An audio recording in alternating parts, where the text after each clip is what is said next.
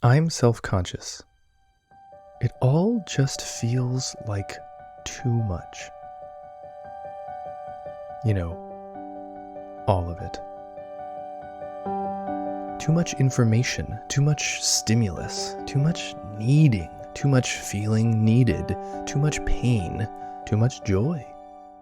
I just need it all to become less.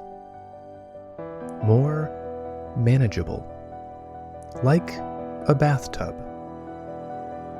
Of all the places in the world, I think the bathtub might be the most perfect to me. Think about it. It's small, contained. The world ends in 4 very clearly defined, firm and discernible porcelain directions. There's water. Warm, hot, cool, or cold. What a miracle of modern plumbing. When I'm contained within it, I can read, I can listen to music or stories, or simply lay there and ponder in silence, breathing, feeling the water and the walls and the warmth.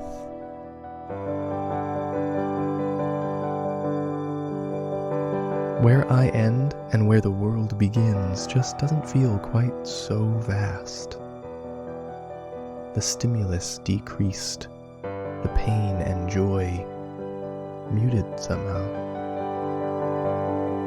Sometimes, being fully honest, I'll let the water out and just lay there, feeling the hard surface supporting my body, reluctant to step out where suddenly the world ends so much further away in each direction. The room, the apartment, the building, the neighborhood, the city, the state, the country, the continent, the planet, the solar system, the galaxy, the universe, the multiverse. But the bathtub, I can feel exactly where it all stops. What else feels like that? I guess a train? Suddenly the world is merely a moving picture speeding past as I sit, trundling along. Or the back seat of a car, cozied up in a small, soft space with nothing to do but read, listen, watch, rest.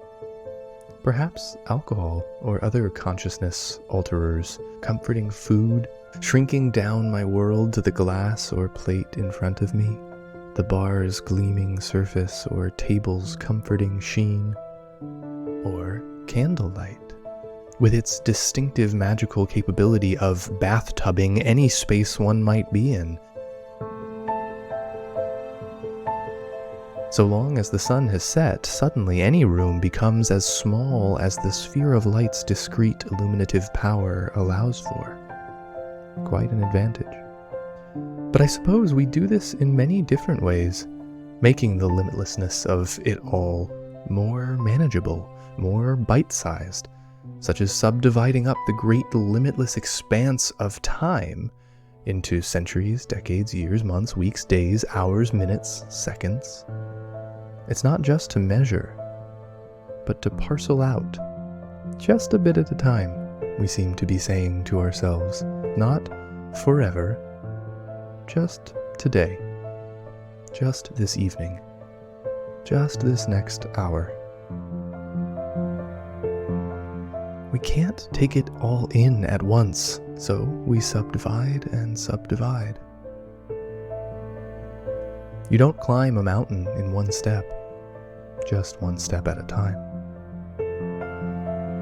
What's that rather famous carnivorous saying? How do you eat an elephant? One bite at a time.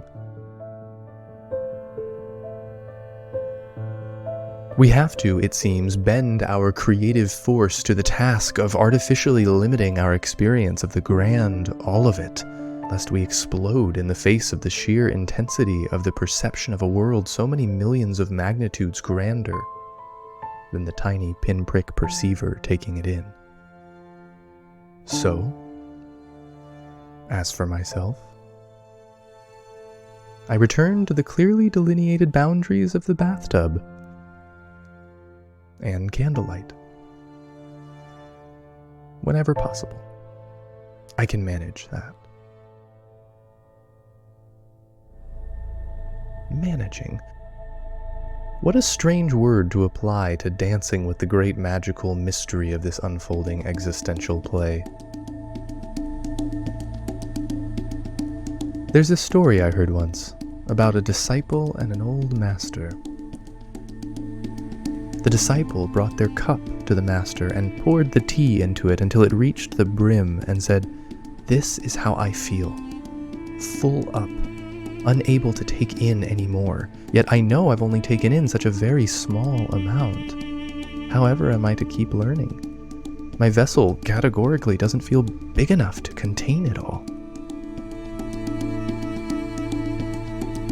And the master, smiling in that archetypally appropriately wise way, rose, carefully taking the disciple's cup, and as the disciple followed, walked to the edge of the sea and threw the cup into the ocean.